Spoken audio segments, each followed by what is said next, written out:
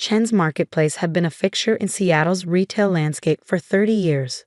What started as my father's small corner store had grown into a chain of 12 upscale supermarkets known for their quality imported goods and traditional customer service.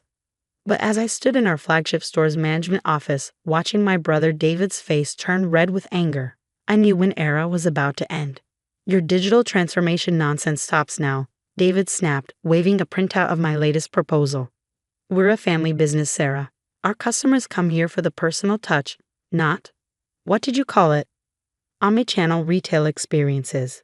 My name is Sarah Chen, and at 32, I was about to be fired from my family's business, not because I was wrong, but because I was right too soon.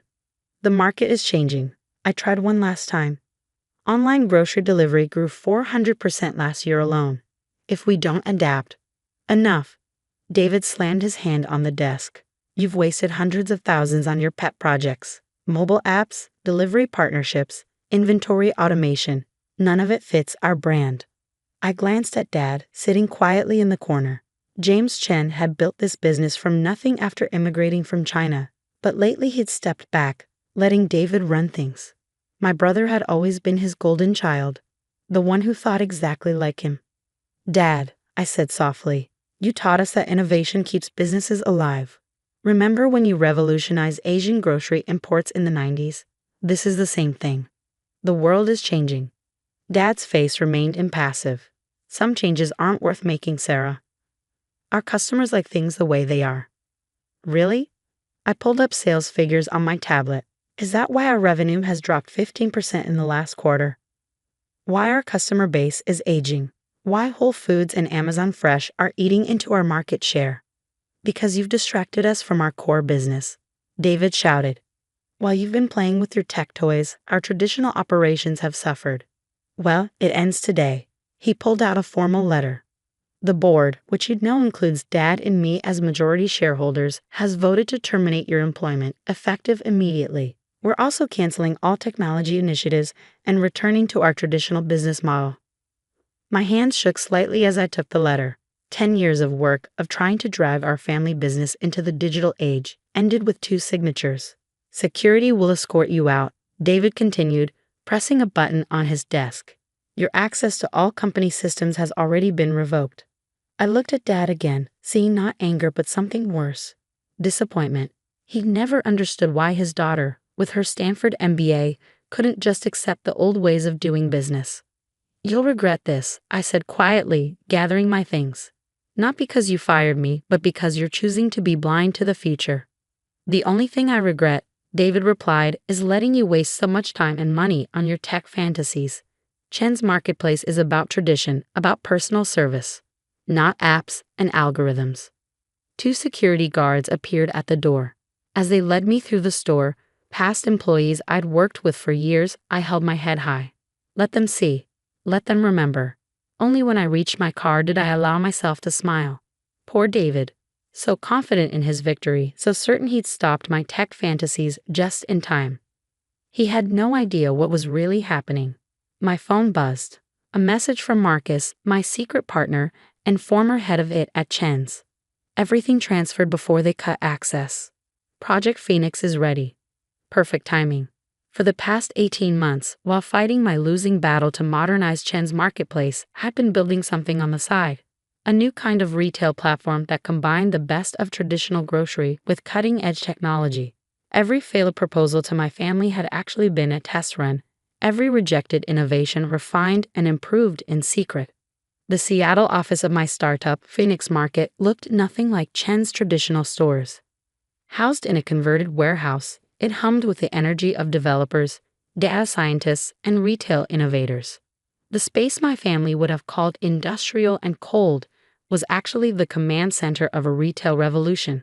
"Status report," I called out, entering the main floor.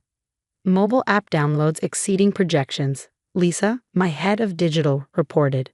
"Early access customers love the AI-powered shopping lists and recipe integration." "Delivery network is ready," Marcus added. "Fleet of electric vans fully automated and tested. We can guarantee 1-hour delivery across the entire Seattle metro area." I nodded, watching our systems track inventory, predict demand patterns, and optimize delivery routes in real time. Everything my family had rejected as unnecessary technology was here, working perfectly. What about the Amazon integration? I asked. Conference call in 10 minutes, Marcus grinned. Their exec team is excited. Nobody's ever pitched them a partnership quite like this. While Chen's Marketplace struggled to compete with Amazon Fresh, I developed a different approach. Instead of fighting the e-commerce giant, we become their premium local partner, handling specialty and ethnic groceries through their platform while maintaining our own independent operation. My phone buzzed again. A news alert about Chen's Marketplace's latest quarterly results. More declining sales, more lost market share. The stock price was dropping as investors worried of the company's failure to adapt to changing market conditions. Sarah, Marcus appeared at my office door. Your brother's on CNBC right now talking about their return to traditional values. I turned up the volume, watching David defend his decision to abandon all digital initiatives. Chen's Marketplace is about personal service, about knowing our customers, he declared proudly. We're not going to chase tech trends at the expense of our core values. The interviewer pressed him, but with online grocery delivery growing exponentially, how will you compete? Our customers come to us for the experience, David insisted. They want to select their own produce, to talk to knowledgeable staff. You can't replicate that online.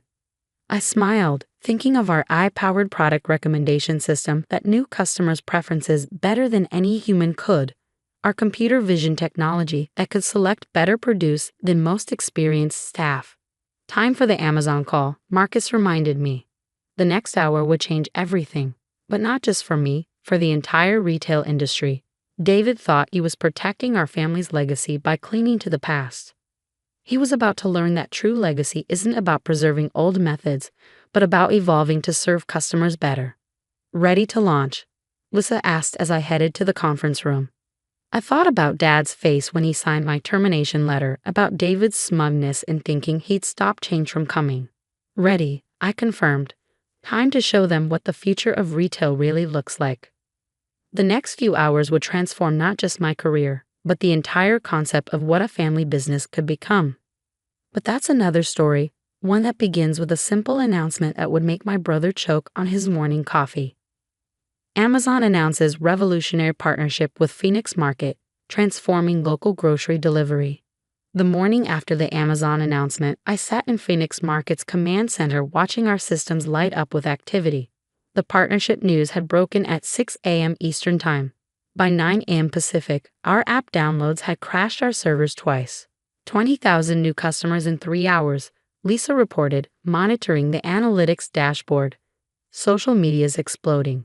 Everyone wants to know how a startup nobody's heard of landed an exclusive Amazon partnership. I smiled, thinking of the 18 months of secret development that had made this possible. While my family focused on traditional retail metrics, we'd built something that redefined the entire grocery experience. Sarah, Marcus burst into the room. You need to see this. Chen's Marketplace stock is in freefall, down 30% since the market opened. I pulled up the financial news on my tablet. The headlines were brutal. Chen's Marketplace future in doubt as Amazon partners with innovative competitor, traditional grocery chain faces digital disruption. Former executive's new venture threatens family business legacy. My phone buzzed. David's number. I let it go to voicemail. CNBC wants an interview, Lisa said. They're calling us the future of hybrid retail. Before I could respond, the security desk called. Ms. Chen, your father is here. I froze. Dad hadn't tried to contact me since the day they fired me. Send him up. He looked older somehow, standing in the doorway of our ultra-modern office.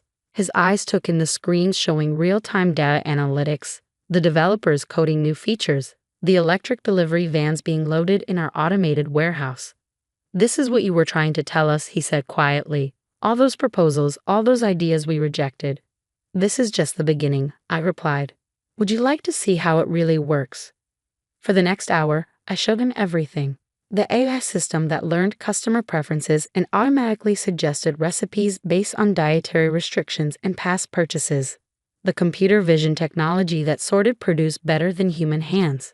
The automated warehouse where robots picked and packed orders with 99.9% accuracy. That's why Amazon chose us. I explained as we watched the system work. We're not just another delivery service. We've reinvented the entire grocery experience. And our customers? Dad asked. The ones who like traditional shopping? I pulled up our customer interface. They can still have it. Our stores combine digital convenience with personal service. Watch. I showed him how customers could chat with real product experts through the app, how our smart shopping carts guided people through physical stores while suggesting complementary items, how our system remembered every preference and interaction. This isn't destroying tradition, I said softly. It's evolving it, making it better. Dad was quiet for a long moment.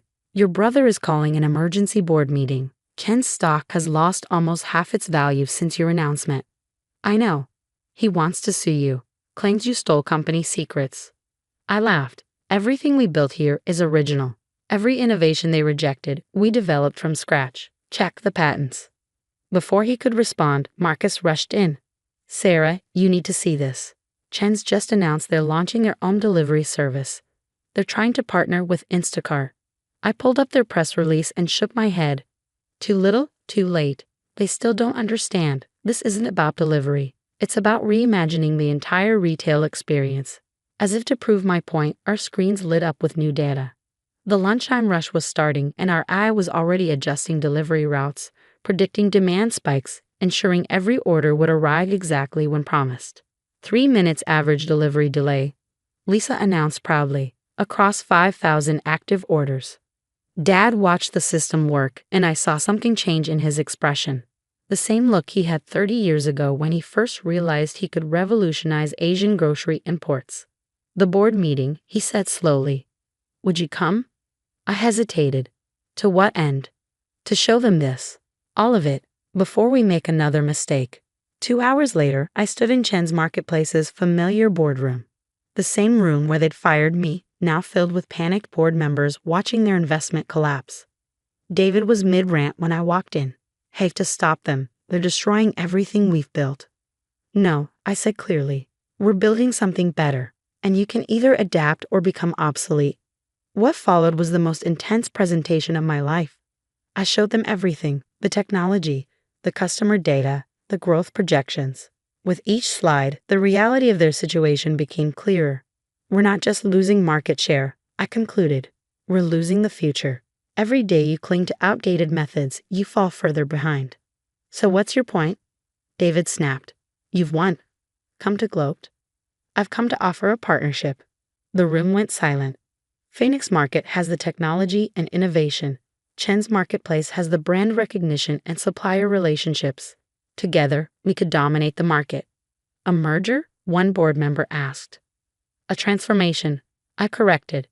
Chen's stores become hybrid locations, traditional shopping enhanced by our technology. Our delivery network handles online orders. Both brands grow stronger together. And who would run this transformed company? David asked tightly. We both would. You understand traditional retail operations. I understand digital innovation. We need both. The board deliberations lasted 6 hours. In the end, survival instinct won out over pride. Chen's Marketplace would merge with Phoenix Market, creating a new kind of retail company that bridged tradition and innovation. The next few months were intense, converting Chen's stores with our technology, training staff on the new systems, helping customers adapt to the changes. But the results were undeniable. Sales grew 200% in the first quarter. Customer satisfaction hit record highs. The stock price recovered and then soared as investors recognized the potential of our hybrid model. David struggled at first, but eventually found his groove running our premium in-store experiences. Turned out he was right about some customers wanting personal service. He just hadn't understood how technology could enhance rather than replace it. Dad spent more time in the business than he had in years, fascinated by how we'd reinvented his original vision. You saw the future, he told me one day. Just like I saw the potential in imported groceries 30 years ago. I forgot that innovation doesn't stop. 1 year after the merger, I stood in our flagship store, now a showcase of how traditional retail and cutting-edge technology could work together. The historic Chen's Marketplace sign hung above our smart shopping carts. Customers chatted with knowledgeable staff while our AI offered personalized recommendations through their phones. "Excuse me," an elderly customer approached. "Are you Sarah Chen, the one who made all these changes?" I nodded, slightly nervous. Many of our longtime customers had initially resisted the digital transformation. "I just wanted to say thank you," she smiled. "I still come in to shop because I love the atmosphere, but I use your app for deliveries when my arthritis acts up. It's the best of both worlds." That's when I knew we'd succeeded, not just in saving the family business, but in making it better. We hadn't destroyed tradition, we'd helped it evolve. Last week, a young entrepreneur asked my advice after a retail conference. "My family's business is struggling with digital transformation," she said. "They're afraid of losing their identity." I showed her our flagship store's command center, where traditional retail expertise merged seamlessly with cutting-edge technology. "Innovation doesn't mean abandoning your roots," I told her. "It means helping them grow in new directions. Sometimes the best way to honor tradition is to help it evolve." David joined us in the command center, now comfortable among the screens and data flows. "Tell her about the time you got fired," he grinned, "and how it was the best thing that ever happened to the family business." We'd come a long way from that day in the boardroom. The company continued to grow and innovate, but now we did it together. Tradition and technology, past and future, family and progress all working in harmony. As I write this from my office overlooking our hybrid retail operation, I think about how far we've come. The tech fantasies that got me fired have transformed not just our family business, but the entire retail industry. Dad still comes to work every day, proud to see his immigrant's dream evolve into something he never imagined. David has become a champion of innovation, always pushing us to find new ways to enhance the customer experience. And me? I learned that true innovation isn't about destroying the old to make way for the new. It's about finding ways to make them work together, creating something better than either could be alone. After all, family businesses, like families themselves, don't have to choose between tradition and progress. They just need the courage to let both grow together.